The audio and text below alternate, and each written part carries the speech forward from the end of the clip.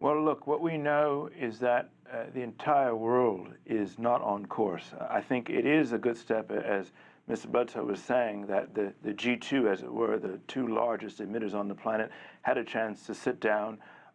They did so quite literally while people were drowning in their basements in New York and losing their lives across the country here and experiencing not a coming problem, but really the established new normal.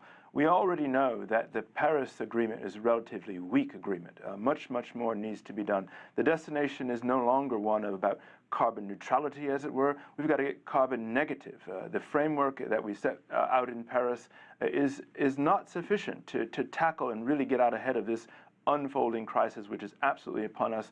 Paul knows this. Folks at NRDC know this. They were there with myself and others in Paris. We've got to do much more than what's happening now. And this sort of fishing around and bumbling about, sort of dithering, literally while people were drowning in their basements just last night in New York City, is really insufficient, and much more needs to be done. They've got to be much more aggressive than they are. Not just the U.S., not just China, but other countries like Japan. Mr. Kerry was in Japan before he got to China, the fifth largest emitter. Much more has to be done. It has to be done urgently and with sufficient fit for scale and purpose, which is lacking presently.